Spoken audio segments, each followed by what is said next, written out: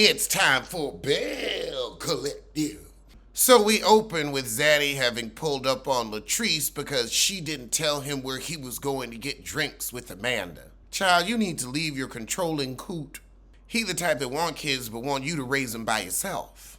However, her friend tell her you need to put your foot down so he'll stop popping up. She says she puts up with too much. I don't put up with anything. I think that's my problem. Also, I've been treated well before, and once you've been treated well, you can't go back to old bull. Oh goodness, now her gay friends show up and the coot's mad at him too. Latrice, you know your man is a homophobe. I don't know why you'd move somebody gay in. So Latrice's friends are like, you should be tired of this micromanagement. But now Zaddy's sitting in the booth next to him. This is odd and embarrassing. After that, we head over to Gucci's, and their blended family seems to be getting along a bit better. Now we got some new babies. This baby is adorable. However, Gucci man is upset he found out his daughter was married and having a baby on social media. You know, if I was So Gucci's husband's ex, I would be so happy that I walked out of your life betwixt your two front teeth. I'd never look back. But that's just me. That's just me. So he telling his daughter he expected the man to ask him for her hand. I'm grown, I ain't asking nobody shit. He feels like he was robbed of walking her down the aisle. That's the thing, you were planning her wedding while she was living her life. However, her sister's like, well, if he wasn't so controlling, she might have told him a little of her business. So we find out the mama been spreading rumors about Gucci, and now we've got Tambra at a football game, which is a really big deal in Jackson. Who is tailgating at our age? As an uncle, I ain't tailgating. So she's invited all the Belles to come out. Gucci's the first to arrive. However, Gucci says the girls are still mad at her for lying at the reunion. Late Isha, of course, didn't get an invitation to Tambra's tailgate. Well, I'd be more focused on my busted brunches if I were you. Latrice didn't get an invitation either.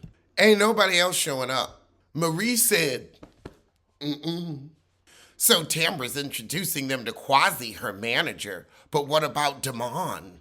Gucci like, well, nobody showed up. I guess Tambra need another sistervention. But then he gets to the fact that So Gucci was trying to show his woman a building, and then she backed out the deal and had an issue with Marie last year, so he wants to know why his woman's always the problem. However, Latrice's coot is that So Gucci didn't go hard enough to get her the building and she actually had another realtor. Oh, and here comes Greg, or whatever Lady Isha's man name is. But Cliff don't think Latrice did Gucci wrong, and JJ feels the opposite. I'd stay out of my wife's business. Business come before friendship. Business is business. Guess she wasn't so Gucci on that deal. Shade. However, production asked Latrice's coot why he ain't telling them how he was up her butt at the bar. And he said, oh, 'cause that's private. But you were trying to embarrass her in public. But then they asked Greg what's going on with him and Lady Isha. Glenn, that's what his name is. He don't want to give up. But the merge is dead. So Gucci's coot invites them both to his daughter's baby shower, thrown by his ex-wife.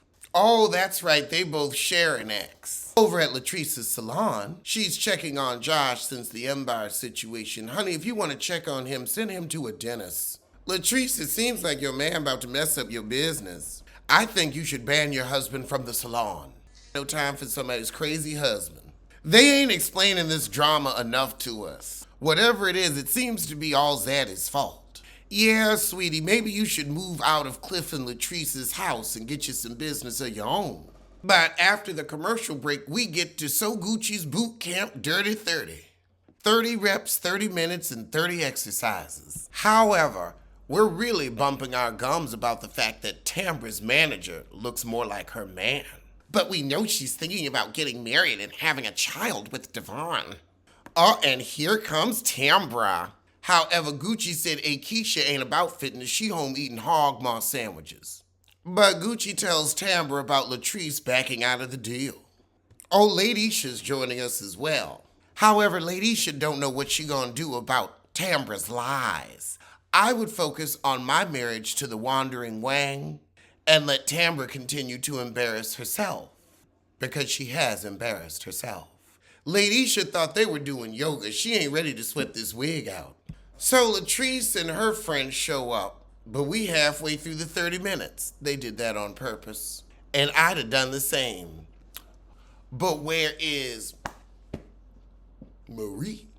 Latrice is like, well, girl, don't call me late because you should be happy I'm here at all. I didn't want to look at none of you heifers. Then why'd you come? Oh, Lord, here come Marie with the pussycat wig. So we done finished exercising now that Marie done got there. But Gucci ain't gonna address the drama betwixt her and Latrice with all the girls. Tambra's asking Marie, why didn't you show up to the tailgate?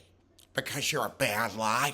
But before Marie can tell Tambra why she ain't show up, here come Latrice eavesdropping, and Marie like, I ain't talking in front of you.